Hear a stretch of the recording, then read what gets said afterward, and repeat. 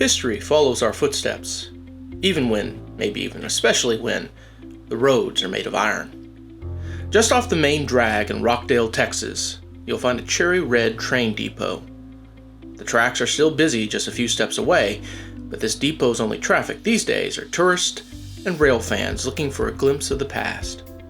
Come with me on a visit to the Rockdale I&GN Train Depot Museum.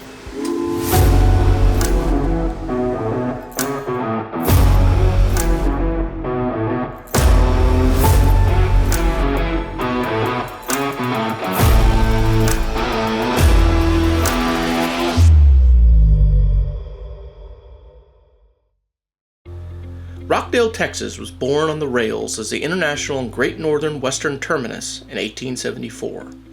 Within a few years, the line pushed on into Austin, and two other rail lines converged on the town.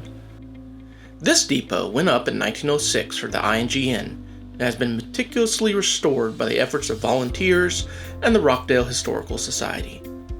Entering the museum, which we visited during the holidays, we find ourselves getting a good glimpse of a working station. Imagine the chatter of passengers waiting for a train's arrival, the huff of a steam engine, the ringing of an early telephone, the whistle of an arrival or a departure. In its heyday, 6 passenger trains as well as numerous freight trains serviced the depot daily. Among the artifacts we find in the museum are examples of crosstie nails, each emblazoned with a number, the year they were driven into the crossties, serving as a visual record for rail workers for when they might need replacement. Today, among artifacts of local interest belonging to war veterans and Rockdale's public school history, we find the original station agent's desk. At the smallest depots, the station agent took care of everything from selling tickets to handling baggage, and by 1970, the station agent was the only employee at the Rockdale Depot. When Mr. Oscar Brockman left this desk in 1970, it wasn't long before passenger service closed in Rockdale.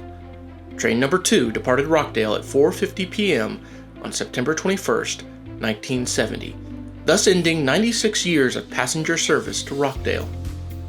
While the restored appearance of the depot is a history lover's treat, the excitement really begins in the former baggage room. Here we will find what is sure to be a crowd pleaser: big history in a small scale. The centerpiece is an in-scale rendition of 1920s downtown Rockdale, originally built by local modeler Nolan Bland. Around the walls, an O-gauge loop stretches its legs. I'm told that volunteers from the Milam County Model Railroad Club keep things updated and running. Oh, and yeah, there is a live steam-style whistle that needs a pull. Behind the depot, we'll climb into Missouri Pacific caboose number 12263, originally built in 1948. Here we find the conductor's desk stacked with waybills, a potbelly stove for warmth, and coffee on cold runs, crude seating that could double as beds for rail workers, and a cupola that offered a heck of a view. It's the rolling office that made freight trains possible before radios.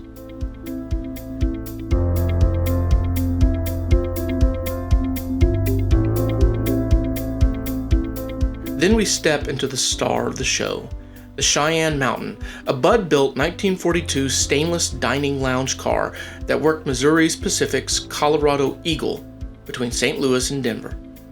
Inside, one is reminded of the utility of space inside a battleship, crossed with the amenities of a luxury hotel. It houses a kitchen on rails that once served passengers and, during the Second World War, American servicemen. According to railfan lore, this dining car holds the record for most soldiers served, a number north of 50,000, a number we can't substantiate, but it wouldn't be a surprise.